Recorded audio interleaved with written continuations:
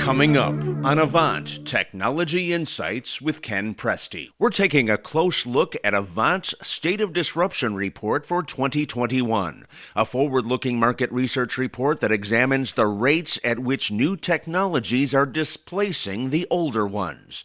Featured technologies include SD-WAN, MPLS, UCaaS, CCaaS, IaaS, cloud-based applications, and security, as well as related attributes like technology leadership and the role of the trusted advisor. Best of all, the AVANT State of Disruption Report is available free of charge at goavant.net/report. We'll take a look at the key takeaways and more right after this. Welcome to AVANT Technology Insights. I'm your host, Ken Presti, Vice President of AVANT Research and Analytics. The link between solving business challenges and cutting-edge technologies has become tighter and more complex than ever before. In this podcast series from AVANT Research and Analytics, we help enterprise decision makers sort through the business case, the value, the challenges, and ultimately the bottom line of technology adoption.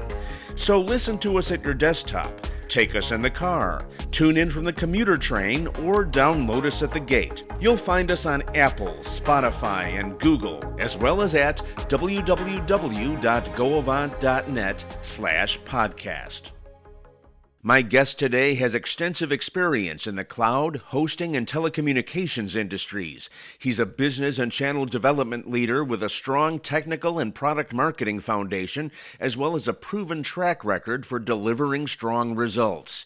He's my friend, my colleague, and my boss. He's the Chief Strategy Officer of AVANT Communications. I want to say hello to Alex Danyluk. Okay, Alex, let's start from the beginning. Companies like AVANT don't usually hire analysts like myself to come in and spin up a market research arm. So, describing me in the most glowing terms imaginable, how did all this come to be?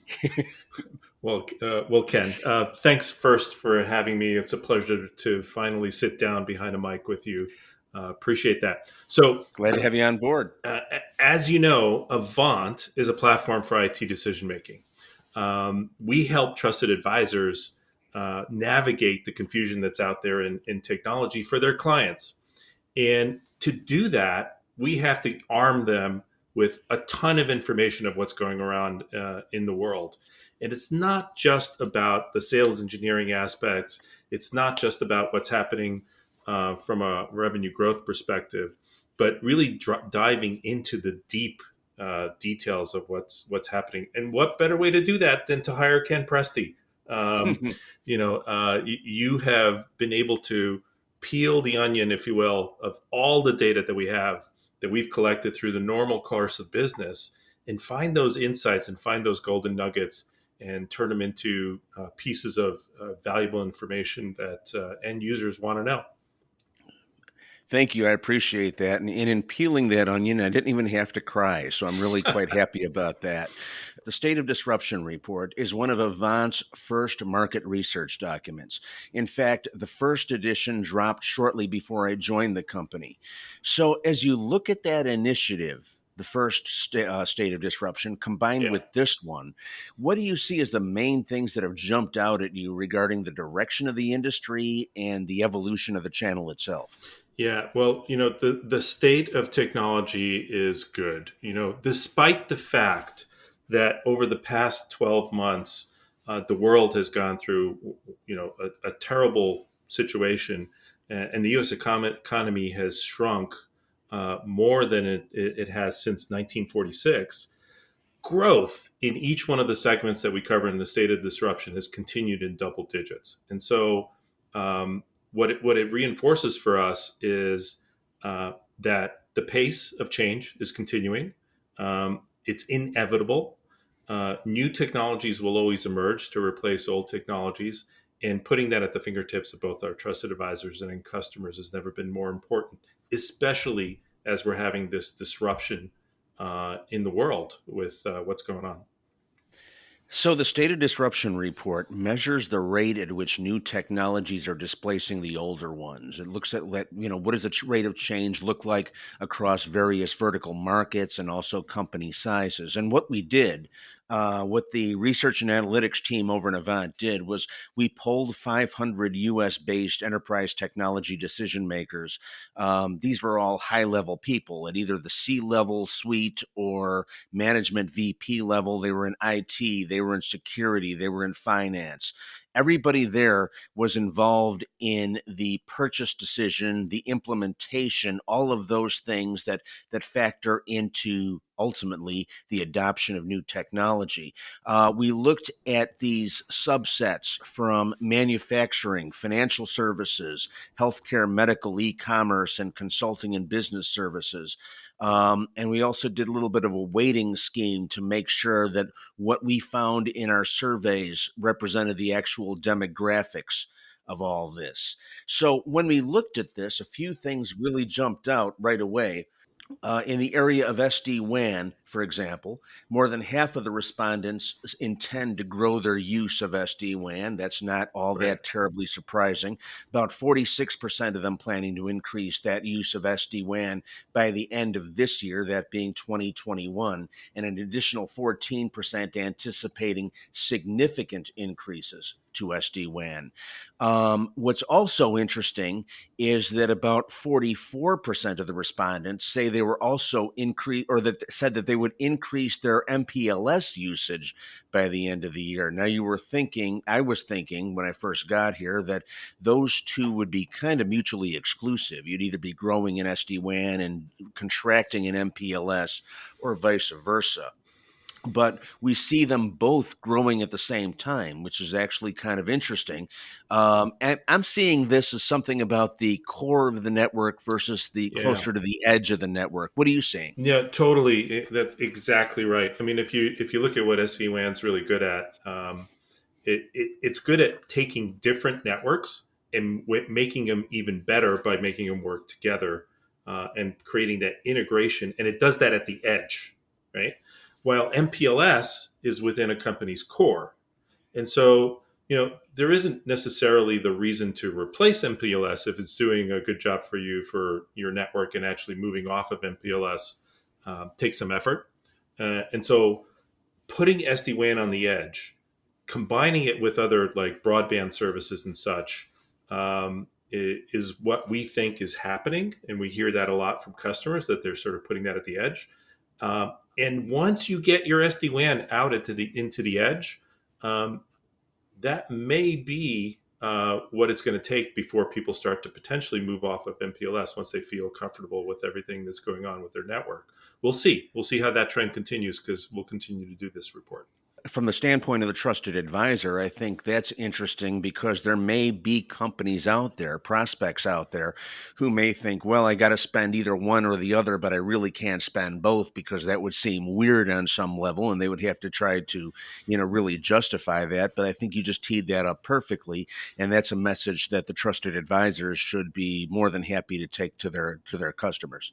Yeah, absolutely. And I think it's one of the benefits of this report, both in helping trusted advisors understand that both segments are growing, um, and help those end customers understand how to explain this in some sense to their management and their leadership.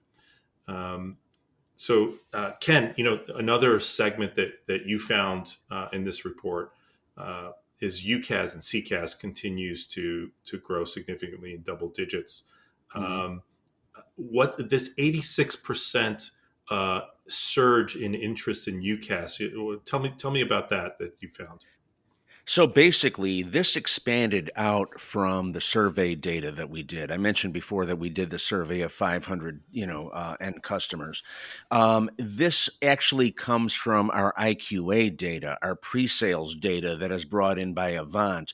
And what we found was that in the March-April timeframe, when coronavirus and COVID was just bursting onto the scenes, we had been hearing about it for a while, but it it hadn't really reached the level of reality until we got a couple of months into it and those numbers began to grow. But suddenly we were in a situation where companies are beating a hasty retreat away from the office and going to a work from anywhere kind of environment, mostly people's homes, but a situation of people leaving the office. And now they're in a situation, these companies are in a place where they're looking at this and saying, okay, we have different needs that need to be met at this point. We don't have everybody in the office. If we've got a traditional PBX, that's not going to get us where we want to go right now. So interest in UCaaS surged by 86% at that point in time. We were also seeing some very strong interest in the CCAS space. And that's brought about kind of by two different things. One is what we're seeing in coronavirus and COVID, but also this is further propelled. CCAS would be, even without COVID, CCAS would be moving forward very rapidly because of what's happening in the artificial intelligence space. The Right. degree to which artificial intelligence can be used to help the contact center agent understand the situation that the customer is in, the needs of that customer, even the extent to which that customer is in a bad mood. If that customer is in a bad mood and they're picking, and the AI picks it up, it routes it to perhaps a more experienced agent and someone who's more familiar with those sorts of things that the customer is dealing with. Yeah, and I've had a lot of folks ask me, how do I buy artificial intelligence? Well, you don't really, right? You don't necessarily buy artificial intelligence. They go, well, I'm never going to get that. Actually, you do, because it's actually embedded in the solutions that people are buying today. Like when you buy a modern contact center solution, and the most modern contact center solutions are cloud solutions, um, it comes with artificial intelligence built in. In fact, there are some network providers that are building in artificial intelligence in helping to auto manage the network and make decisions that would typically be done by an administrator, and sort of put the network on autopilot.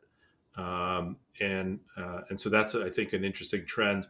We're going to see artificial intelligence, I believe, blow up in the coming years, and it's just going to automagically be part of the solution. Yeah, I think you're right. I think it is going to reach a whole new level. And, we've got the UCAS 612 report is already out, and the CCAS 612 report is currently in development. And when I was doing the interviews, with various vendors and trusted advisors looking at this, I was literally floored by the degree to which technology is stepping in and being able to handle these things and really being able to raise the game for customer service. And you can look at this and say, you know, I really don't want to spend money on this right now. But the other side of that coin is that this is setting a whole new level of expectation for customer service. And if you can't play at that level and your competitors are playing at that level, it's going to be a pretty tall climb for you. Yeah, and that's one of the reasons that I love this state of disruption report. I mean, it covers all the major areas: UCAS, CCAS, IS, SD-WAN, security, um, and it raises the awareness of how fast new technologies are displacing old technologies. And if Mhm. you aren't staying ahead of the curve, you know what they say? They say adapt or die. Mhm. Unfortunately, that often happens to many companies if they don't stay competitive, and these technologies help companies stay competitive. By the way, while I'm thinking of it, I want to let everyone know that we are scheduling a battle briefing for February 16th at 11 a.m. So to sign up for that, and if you're listening to this after February 16th, you may be able to listen to a recording of it. But to sign up for that, go to goavant.net/partner-events. And while I'm in the middle of reading a URL, I might as well read this one again. We talked about it at the beginning of the show. But to get your free copy of the State of Disruption report, go to www.goavant.net/report. So that's a free report that you can, definitely check in. I mean, and we spent a lot of time and a lot of energy on this. So if you were to go to one of the more traditional resource houses to get this level of data, you'd be spending an arm and a leg on this. So this is something that we do for our trusted advisors. It's something we do for the end customers, and it's something that we do for the industry at large. So we'd like to invite everyone to feel free to go in and jump on that. Another thing that I wanted to bring up is we're seeing increases, a healthy increase in IaaS, infrastructure as a service. That's another good one. Right. Cloud-based apps is also building up quite steadily. That doesn't come as any great surprise. And security, obviously, this is one of the areas that is in a constant state of change here, and an area where trusted advisors are really brought in to help out. And even those trusted advisors often work with MSSPs to make sure that they are up to the minute with respect to security. Was there Yeah, anything on the security side that jumped out at you? yeah, well, you know what? So, as I read through the report, it was not a surprise to find that security popped up several times in the various categories, not only in the standalone, but like how much people still are concerned about security when moving to IaaS potentially, or even to co-location, and and how much of a fear they have that if they are breached, whether they might lose their position. And the surprising thing is there's so many providers out there that for an insurance policy, if you will, or a nominal fee, they can provide so much value on top of this. Though this report doesn't talk about the providers, that concern, that number one concern, sort of highlights Mhm. to me that people should be talking more to trusted advisors about what options they might have that can mitigate their fears, whether they move to IaaS or other places, because there's there's not, in some sense, I feel those fears are misplaced. Security is one of those things that's really unlike anything else in the tech space. Pretty much anything I can go and I can buy it, and I'll know by the end, they'll come in and they'll set it up, and we'll know when they're finished setting up how well it works. It works well, it doesn't work well, it works somewhere in the middle. Whatever it is, we're going to know what that is. Security is one of those things where you buy it almost like an insurance policy, but in this particular case, you don't necessarily, you have to make sure that you keep very much up to speed. Otherwise, the only way you're going to find out if your security became obsolete is a situation where it's frankly a situation where things have gone wrong, and that can be quite the scary situation, obviously. Yeah, exactly. But if you think about the large IaaS providers out there, they have tons of staff focusing on security items, and they have the right skill sets that are scarce out there in the market, um, that they can hire, and that employee is actually excited about the breadth of what they're going to be exposed to and things that they can engage on. And that type of skill set and excitement is really hard to hire for an individual company.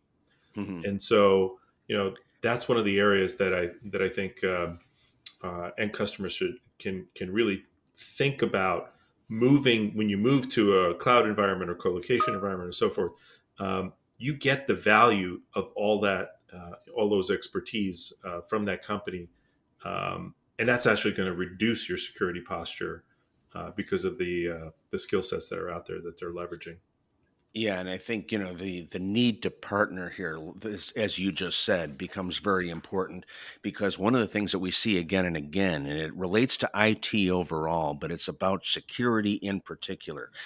There's so much demand and so much expertise required, that these people get very expensive, and they're very hard to retain over the long period of time. So to the extent you can follow the strategy that you just laid out, you're often in a much better shape. So One of the other things that jumps out at me about the State of Disruption report is about the role of the trusted advisor. So, trusted advisors continue to escalate in importance as these decisions become more complex, not just related to security, but overall. So, they're becoming the technology decisions are becoming more complex, and the integration of the applications and all the different functionalities are becoming more comprehensive as well. So what we saw was that nearly two-thirds of the respondents report working with trusted advisors in support of their IT decision-making process. And another 63% of the respondents who did not work with trusted advisors actually consider their companies to be technology laggards. Yeah, And that struck me quite hard. yeah, I'm really glad to see that the end business users are embracing the trusted advisor because, in my opinion, this really is the golden age of that trusted advisor. There's no way that a company that changes their IT platforms, every so many years, can stay up to speed with all the various things that are happening in the IT world. The pace of change is just too quick, Mhm. and that pace of change is changing faster and faster. So you need someone that understands what a company that you may not have ever heard of 2 3 years ago is doing today, and how it is completely displacing somebody that may have been around for decades. Yeah, and it's interesting because when companies look at the trusted advisors, they bring them in at various varying levels of participation. Some of them bring them in just okay, I've got confidence in my people, and I've spent a lot of money on acquiring these people, so I have confidence in them. But I also need someone who can come into my organization with a different level of expertise, perhaps a more contemporary level of expertise, given the fact that my people know my network and they know my infrastructure, but they may not be quite the same situation as a trusted advisor who's doing this for many different companies at the same time. So they bring them in at least to sound off on what the situation is and what needs to be done. But they also look at them in terms of other things that they can do, all the way up to the point where some of them just basically do a handoff of their IT infrastructure to the trusted advisor. Many ways up this mountain, many ways to skin the cat. I think one of the things that companies need to do is they have to take a hard look at what their situation is and who they've got and what they're planning to do in the future. And given the pace of change in this industry, given the way technologies are becoming more and more central to the business equation, the role of the role of that trusted advisor becomes more and more important as time goes on.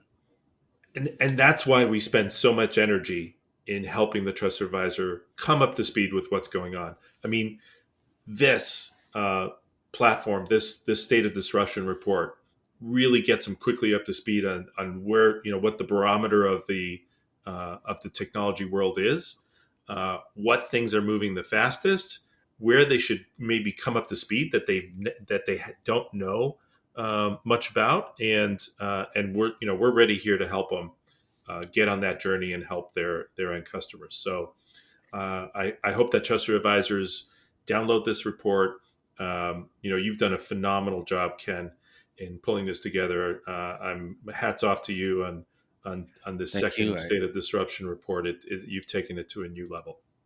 I appreciate that. And I owe very much to the entire team, to Juan and Prerna and a number of other folks who have, really stepped up to make this thing happen. Let me ask you this. As we look at this as a completed document and Yeah. you look at what it could mean to the trusted advisor and also what it could mean to the end customer, how are you recommending that the trusted advisors and ultimately the end customers leverage this document? If you were either one of those people, what would you do with this? Yeah, if I'm going to do it from the end customer's perspective, because if I take a look at the way you've organized this document, which is brilliant, you've sliced and diced it based on the revenue of a particular company, how big they are, and what industry they're in.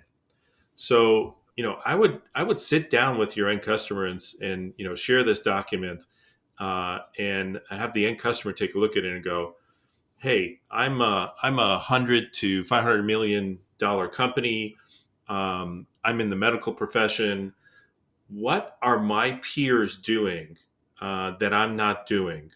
And think about what competitive advantage or disadvantage they may have for you, and use this as the ammunition, if you will, within the company to say, hey, we're behind the eight ball in CCaaS. Look at how much of the industry has moved to this.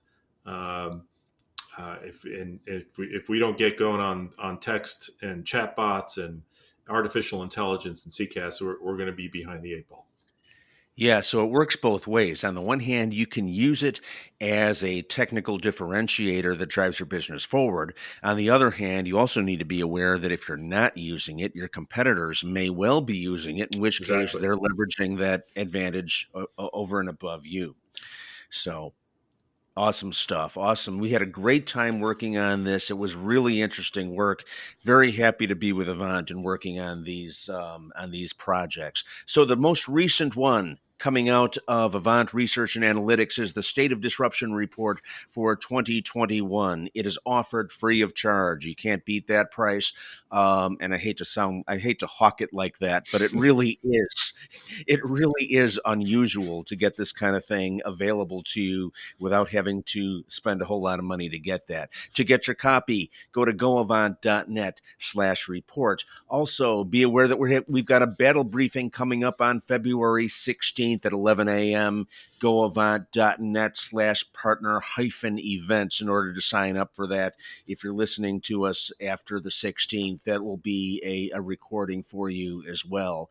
I want to thank my guest, Alex Danyluk, the Chief Strategy Officer here at Avant, for joining me on this kind of customized episode of the podcast, kind of a different way of going for us on this particular one, but we wanted to give everyone an opportunity to get a little bit of a flavor of the State of Disruption Report. So thank you all for your time, and Alex, we appreciate you for being our guest on this very special episode. Thanks, Ken. Looking forward to the CCAS 612. Looking forward to it. You've been listening to Avant Technology Insights with Ken Presti, featuring information and opinions on how key technologies can be leveraged to solve business problems. Avant Technology Insights is a service of Avant Communications, a platform for IT decision-making. All opinions expressed in this podcast are those of the guest and the host. For more information, please feel free to download our research reports and other resources at www.goavant.net. That's www.goavant, as in victory, ant.net. For Avant Research and Analytics, I'm Ken Presti.